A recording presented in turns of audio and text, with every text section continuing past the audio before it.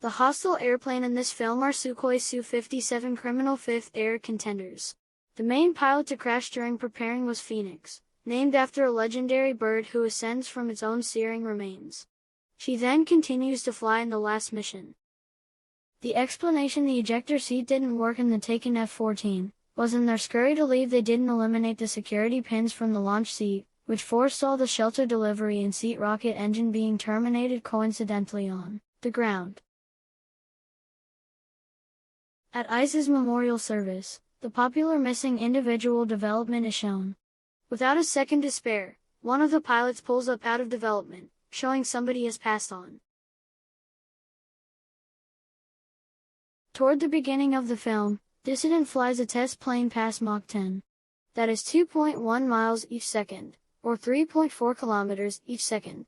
In actuality, starting around 2022. The world's quickest air-breathing monitored airplane is the Lockheed SR-71 Blackbird, whose maximum velocity is somewhat more than Mach 3. The automated NASA's X-43 scramjet has flown. The world's quickest air-breathing monitored airplane is the Lockheed SR-71 Blackbird, whose maximum velocity is somewhat more than Mach 3. The automated NASA's X-43 scramjet has flown at Mach 9.6. Rocket, for example, the space transport can fly a lot quicker, yet simply because they've left Earth's environment. In the background, the thinking for Carol Bradshaw's off-screen demise, played by Meg Ryan in Top Weapon, 1986, was genuinely straightforward in spite of its staggering ramifications, needing to zero in on new characters more than the heritage ones. I did maintain that each storyline should continuously be looking in reverse, Chief Joseph Kaczynski told Insider. It was essential to present a few new characters. Thus, Ryan, alongside Kelly McGillis. In a meeting with Cinema Blend, Kaczynski made sense of his choice further. Charlie and Carol were not in the story that I dealt with. Obviously, their spirits loom over the film in some ways. There is a brief look, as you all know, of the two of them in the film. Yet, it was vital that we needed to ensure we were telling another section of Dissident's life. We would have rather not been thought back the entire time. At the point when Dissident initially shows up at Top Weapon, he comes by a F-14 entryway gatekeeper. This airplane is Nonconformist from Top Weapon, 1986. It has his name under the overhang, and 3 airplanes images on the button addressing his 3 MiG kills. This scene showed up in the trailer, however it was cut from the film. The main pilot to crash during preparing was Phoenix, named after a legendary bird who ascends from its own searing remains. She then continues to fly in the last mission. Freethinker had previously killed 3 hostile airplanes prior to getting back to Miramar. He destroys 2 inclining further toward the new mission, accordingly procuring the title Contender/Flying Pro. 5 brought down airplanes was viewed as the base necessity for the qualification. The mission in this film imparts numerous components to the Demise Star mission in Star Wars, Episode 4, Another Expectation, 1977. A little gathering of warriors need to fly along a channel, keeping beneath the guarded weapon, to focus on the opening to a little screw that will empower them to obliterate the objective. Run saved by the late mediation of a presumptuous pilot who was not piece of the first mission.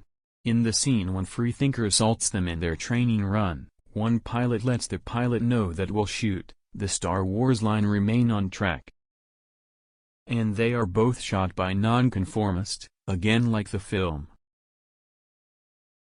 The film reflects the introduction and outro of the first Top Weapon, 1986. For the introduction, it presents Tom Journey and Jennifer Connelly as the fundamental entertainers, Kelly McGillis in the initial segment. It shows an introduction message making sense of the beginning of Top Firearm Foundation.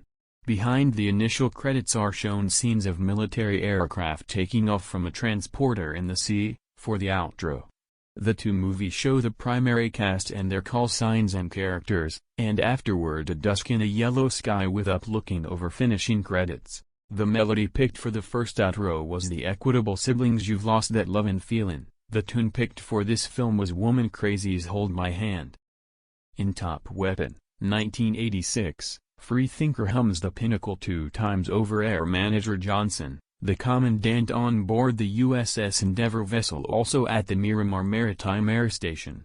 In this film, Dissident hums the Pinnacle again when he returns in the taken F-14 plane over Chief Naval Officer Playmate Typhoon Simpson, whose arrangement, Authority Naval Force Flying Corps, is informally known as Naval Force Air Chief. Pentagon's agreement for the Dark Star was to get Mach 10, no more past.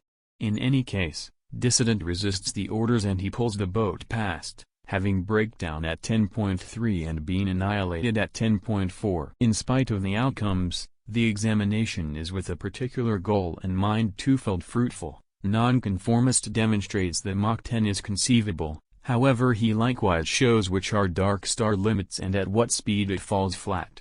Naval Commander Warlock Bates praises Nonconformist to have come out top of his 1986 top firearm class, to which Freethinker rapidly revises and says that he wound up second. This depends on a typical misinterpretation of the watchers from the primary top weapon, 1986, who guarantee that Nonconformist won the top firearm prize, yet truly it was Iceman who won.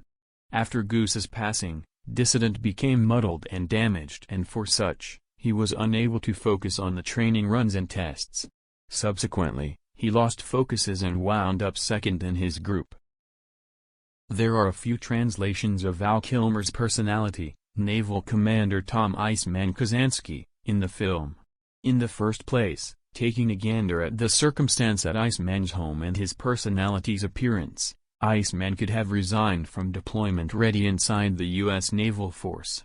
His representation is still in plain view at the base camp of the Pacific Armada, yet it is normal for the picture of the previous administrator of the tactical help to be shown at the Tactical Assistance Central Command. Iceman could in any case stand firm on the footing as leader of the Pacific Armada and not yet resigned from well-trained inside U.S. Naval Force.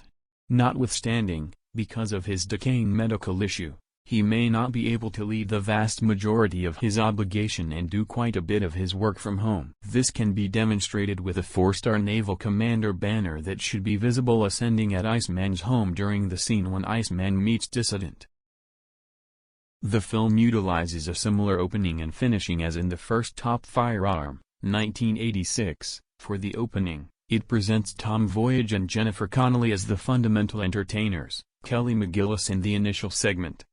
It shows an introduction message making sense of the beginning of Top Weapon Foundation and later seem the initial credits, while are shown scenes of battle planes taking off from a plane-carrying warship in the sea. For the closure it is shown the principal cast and their names, and later a nightfall with a down-up vertical looking over finishing credits.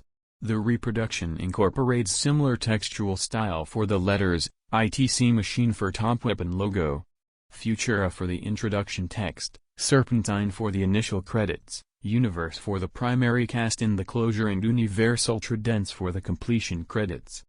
The film has